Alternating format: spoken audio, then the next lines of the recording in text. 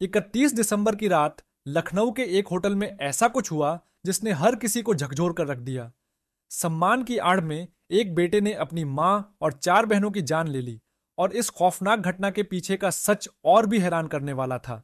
इस योजना का मास्टरमाइंड कोई और नहीं बल्कि खुद उनके पिता थे। क्यों एक परिवार ने इतना भयावह कदम उठाया? ऐसा क्या हुआ कि मौत को ही उन्होंने एकमात्र रास्ता मान लिया? ये क्या सिर्फ एक अपराध था या हमारे समाज की असली तस्वीर? ये कहानी सिर्फ एक हत्या की नहीं है। ये एक परिवार की त्रासदी है, समाज की विफलता है और इंसानियत के सबसे अंधेरे पहलू का चित्रण है। आज हम उस खौफनाक रात की हर परत खोलेंगे जहां सम्मान का सवाल जिंदगी से बड़ा बन गया। आगरा का एक सामान्य परिवार, उनकी 4 बेटियां अलिया, अलीशा, आक्सा और रहमान और एक बेटा अरशद। परिवार के मुखिया थे पिता बदर। उनकी जिंदगी खुशियों से भरी थी, लेकिन उनकी जिंदगी में तूफान आया जब बदायूं इलाके में उनकी जमीन को लेकर पड़ोसियों से विवाद शुरू हुआ। शुरुआत में यह एक सामान्य विवाद लग रहा था, लेकिन धीरे धीरे इसमें माफियाओं का दखल होने लगा। परिवार को धमकियां मिलनी शुरू हो गईं। ये जमीन अब हमारी है और यहां रहना है तो हमारे नियम मानने होंगे। तुम्हारी बेटियों को ऐसा सबक सिखाएंगे कि वे जीने की दुआ मांगेंगी। तुम्हारा हर कदम हमारी नजरों में है, तुम कहीं भी जाओ बच नहीं पाओगे।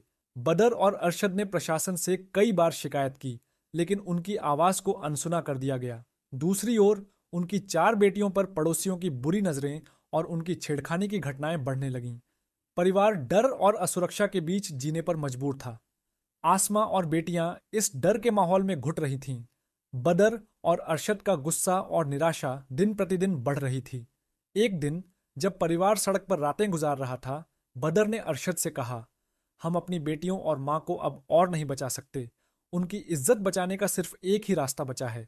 शुरुआत में अरशद ने इन बातों को गंभीरता से नहीं लिया, लेकिन समय के साथ वह भी इस सोच में डूबता गया। बदर और अरशद ने मिलकर एक खौफनाक योजना बनाई, परिवार को मुक्ति देने की योजना। 31 दिसंबर की रात बदर और अरशद पूरे परिवार को लेकर लखनऊ के एक होटल में पहुंचे। मां आसमा और 4 बहनें सोच रही थीं कि शायद यह पल उनकी जिंदगी के डर से राहत पाने का एक मौका है। सबने साथ में खाना खाया और हंसते खेलते सोने चले गए, लेकिन बदर और अरशद जाग रहे थे। उनके हाथों में थी जहर की एक बोतल, एक ब्लेड और एक दिल दहलाने वाली योजना। बदर ने खाने में जहर मिलाकर परिवार को अचेत कर दिया।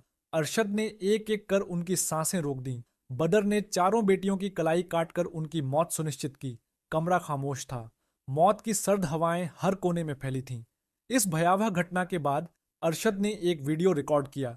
वीडियो में उसने कहा, हमारे पड़ोसी माफिया हैं। वे हमारी माँ और बहनों की इज्जत से खिलवाड़ कर रहे थे। वे उन्हें बेचने की योजना बना रहे थे। हमने उन्हें इस जिंदगी से मुक्त कर दिया। हमने प्रशासन से मदद मांगी, लेकिन किसी ने हमारी नहीं सुनी। हमें मरते दम तक न्याय नहीं मिलेगा, लेकिन हमने जो किया वह सही था।